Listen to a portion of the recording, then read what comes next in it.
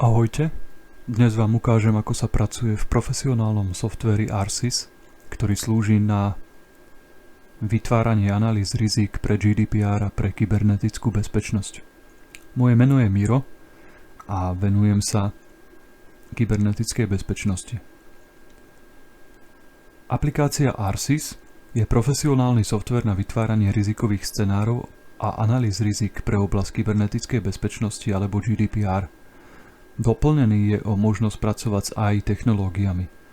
Keď ho chcete používať, v podstate je spoplatnený poplatkom 199 € ročne. Je to jeden z najlacnejších softverov, ktorý poznám a vychádza z vyhlášky 227. A čo budem rozprávať, poďme sa skúsiť prihlásiť. Zadáme prihlasovací mail a heslo.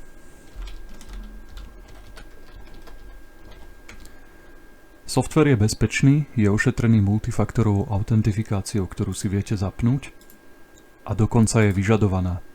Takže postupujete podľa tohto postupu a viete si ju nastaviť cez Google Autentifikátor napríklad. Ja mám teraz vypnuté jej vyžadovanie, aby som ju nemusel pracne zadávať počas nahrávania. Naša organizácia sa volá Testovačka.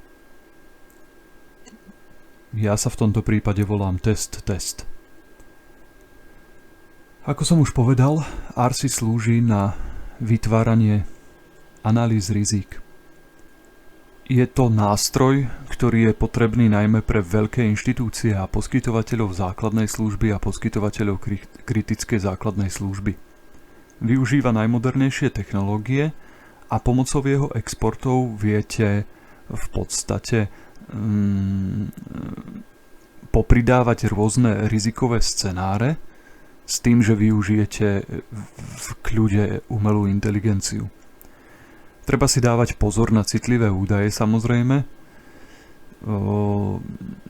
Ja by som osobne nikam nedával alebo neposkytoval mená a priezviska, lebo sú to osobné údaje, ale tento program vie samozrejme pracovať iba s týmito osobnými údajmi a tým pádom dnes už vieme, že mená a priezviská nie sú zrovna údaje, podľa ktorých vieme jednoznačne identifikovať osobu. Takže sa to dá využiť. Analýza rizik, asi všetci, ktorí ju hľadáte, viete, čo je, takže vám to nebudem vysvetľovať. A na začiatok vždy, keď začnete robiť v tomto programe, je potrebné si ho nastaviť.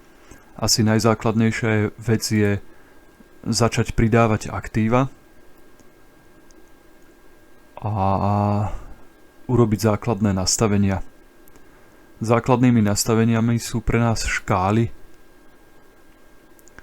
pre kategórie rizik pre kybernetickú bezpečnosť, škály pre kategórie rizik pre GDPR, stupne vplyvu. Aj tu všetko si treba nastaviť.